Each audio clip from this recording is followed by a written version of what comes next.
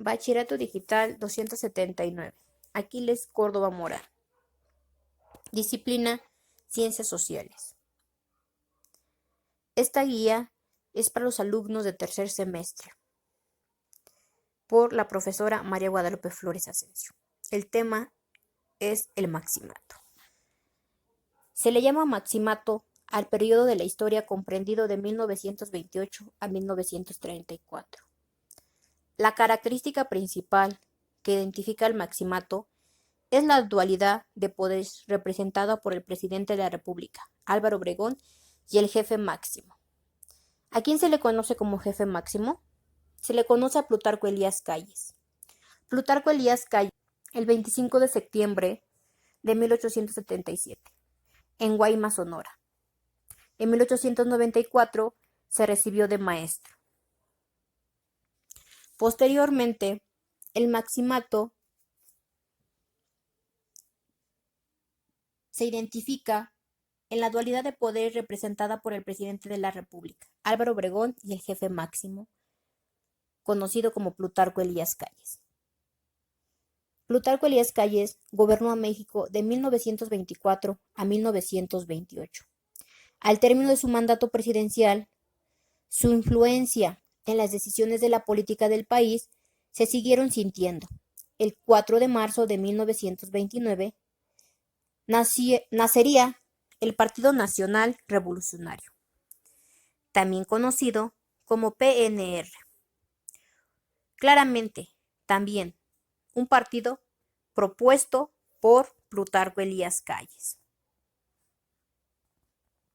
Este partido, PNR, era una institución política que acabara con el caudillismo y llevara a México a una etapa democrática con el asesinato de Álvaro Obregón, y ganador de las elecciones en 1928. Álvaro Obregón ganó las elecciones de 1928, pero días después fue asesinado.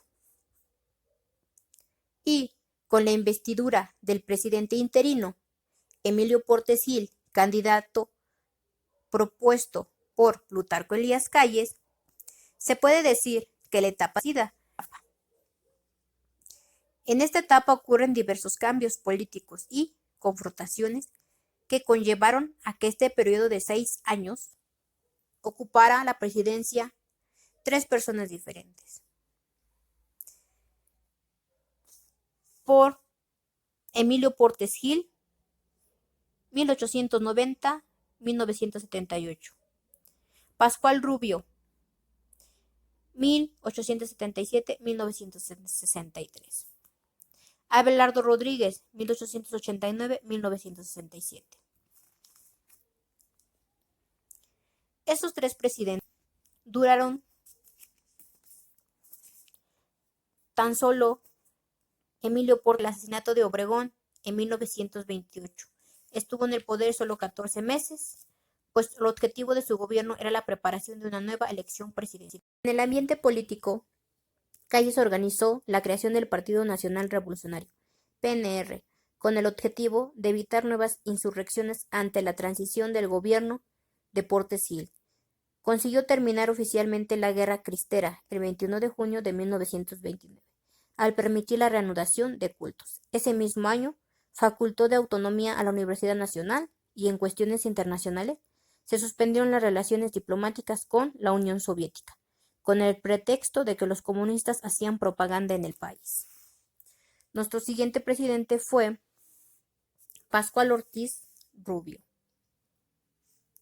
Pascual Ortiz Rubio fue el único de los presidentes del maximato que llegó a la presidencia por medios electorales, aunque dichos comicios fueron señalados como fraudulentos. El día de su toma de posesión sufrió un atentado que lo mantuvo en el hospital varios días.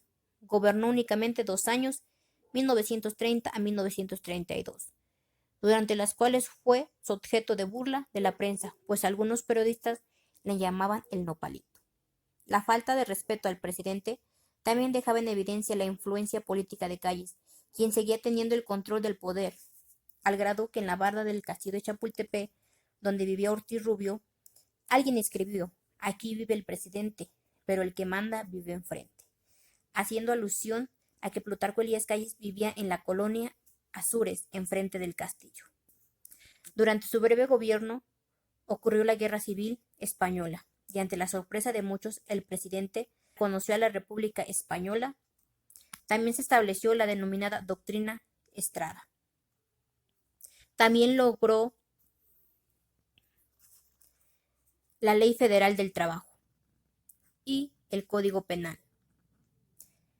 A finales de 1932, Ortiz Rubio intentó terminar con la influencia de Calles al despedir al secretario de Gobernación, que había sido impuesto por el jefe máximo.